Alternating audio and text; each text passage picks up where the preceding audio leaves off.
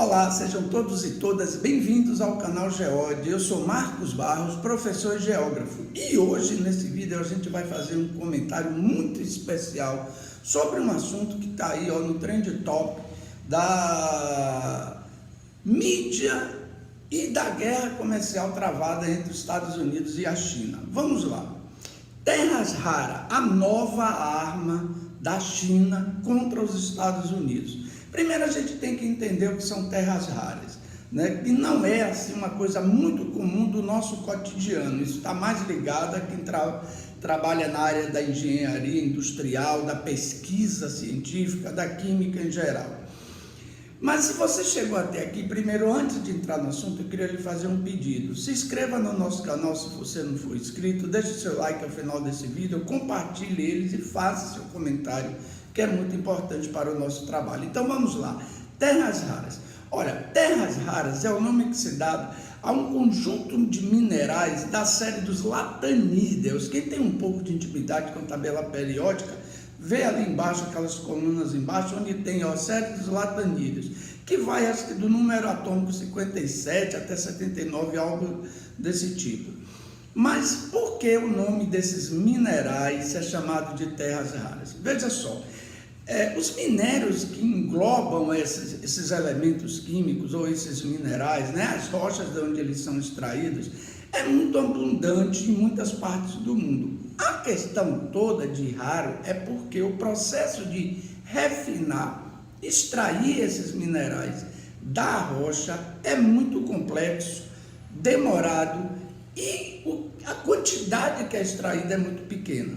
Isso dá uma, digamos assim, uma certa valorização muito grande para o produto final, o que demanda também, obviamente, um custo de produção relativa. Veja só, mas qual é o problema então dessas terras raras, desses minerais considerados tão raros, né? Entre tantos outros minerais abundantes no planeta Terra? A questão é a utilização desses minerais para as tecnologias modernas. Geralmente, ou basicamente, esses minerais são utilizados na produção de supercomputadores, na produção de motores elétricos, principalmente para a indústria automobilística, ou seja, motores elétricos para carros, na produção de caças supersônicos, só para você ter uma ideia, importância militar, na produção de lasers, na produção da medicina, da biomedicina em geral, ou seja, há uma série, um leque imenso de utilidades onde esses materiais raros são utilizados, principalmente nas áreas militares, o que faz deles de extrema importância e considerado assim fundamental, estratégico para muitos governos. Aí vem a questão da China. Como a China entra nesse cenário mundial?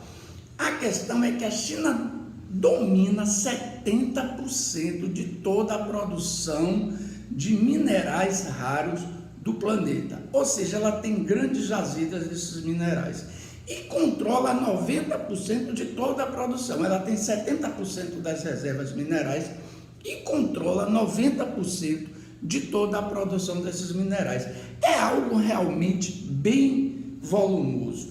E todos os países, para manter suas cadeias científicas e tecnológicas funcionando, precisa desses minerais, sem exceção, principalmente os países industrializados e potências militares, que é o caso, por exemplo, dos Estados Unidos. Ora, essa guerra comercial de terras raras não é algo novo. Desde 2010 já houve, né, um embate, um conflito entre China e Japão por causa de exportações de terras raras. A China, o maior fornecedor de terras raras do Japão, estava em uma disputa territorial por algumas áreas ali no mar do Japão com a China e, por conta desse conflito territorial, os chineses suspenderam as exportações desses materiais extremamente importantes para a indústria automobilística, para a indústria de componentes de informática, principalmente japonês. O que ocorreu? Quase entrou em colapso. Precisou se fazer um acordo entre governos para que o fluxo voltasse a normalizar, e o Japão teve que, além de tudo, ir buscar, juntar outros fornecedores da Austrália, por exemplo, para não ficar na dependência somente da China. Muito embora de 2010 para cá, o mundo se tornou dependente da China, porque a China aumentou sua produtividade, estatizou todo o sistema de produção desses minerais, organizou tudo, a produtividade toda em uma única empresa estatal, controlada pelo governo, e a China só vende, só exporta para quem eles têm interesse. Os Estados Unidos, que é um grande produtor tecnológico, depende dessas terras raras chinesas, e a China é o maior fornecedor dos Estados Unidos. E agora, com a guerra tarifária de Trump contra a China, os chineses suspenderam a exportação de terras raras para os Estados Unidos. Aí a gente começa a entender a questão até da Ucrânia, da guerra da Ucrânia. Veja só, a Ucrânia é também rica em jazidas de minerais, terras raras, mas essas jazidas hoje praticamente estão na mão dos russos, porque depois da invasão que a Rússia fez à Ucrânia, parte do território onde ficam essas jazidas minerais estão sob controle russo. Então os Estados Unidos ficou com a corda no pescoço. Por isso, tanto o Trump queria fazer um acordo com o Putin, acabar com a guerra e dividir a Ucrânia, metade Rússia, metade Estados Unidos, e a parte dos Estados Unidos ficaria com parte das reservas de minerais raros. Só que, Putin não aceitou e a guerra continua a todo vapor. E a guerra comercial agora, não a declaradamente militar das bombas, a comercial entre China e Estados Unidos vai criando problemas graves à indústria estadunidense, nesse tocante da questão das terras raras. E até o Brasil entrou nessa disputa. Por quê? Porque o Brasil é produtor de terras raras, tem minas de terras raras. Só que, olha só, a mina é controlada por uma empresa norte-americana, mas toda a produção já está vendida para os chineses para os próximos anos, se não me engano até 2027, 2028. Então até lá, nada sai daqui para os Estados Unidos, tudo vai para a China. E a China, então, com a sua produção interna e com a produção que ela já faz em outras áreas do planeta, em outros, e a compra desses produtos, ela monopoliza o comércio no mundo inteiro, o que deixa, mais uma vez, eu repito, os Estados Unidos na saia justa.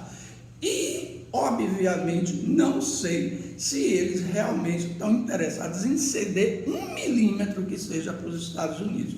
Eles suspenderam as exportações e vai depender agora que os Estados Unidos realmente volte atrás em todas as suas políticas comerciais, não só com a China, mas com o mundo, porque os chineses, eles são muito bem planejados, muito bem organizados e sabem como lidar nessa questão de comércio, muito melhor do que, eu digo, os próprios Estados Unidos, que acostumaram a querer impor pela força a sua vontade e as suas necessidades sobre outros povos. Mas não é o caso dos chineses, que com a sua tranquilidade, seu pragmatismo e sua diplomacia vão corroendo pelas beiras e ganhando o meio do conjunto.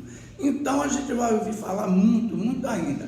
Esses minerais, inclusive, eles têm nomes muito estranhos. Eu vou citar aqui só a título de informação para vocês. Alguns, por exemplo, o ítrio, o lutécio, o lantânio, o escândio. E eles estão principalmente atrelados à sua produção, à produção de ímãs. Ímãs superpotentes que são usados principalmente na produção dos carros, dos motores de carros elétricos, de trens, de navios, até mesmo de caças, como eu falei no início. Então, a produção de ímãs feita a partir desses minerais, que são ímãs superpotentes, é o grande X da questão. E a China é o maior produtor mundial desses ímãs, extremamente importante no mundo tecnológico moderno. Entenderam? Porque a China domina o setor e a China está por cima dessa guerra comercial que os Estados Unidos não têm realmente nesse contexto. A curto prazo, como resolver a questão? Pois é, vamos ouvir falar muito ainda sobre essa questão das terras raras.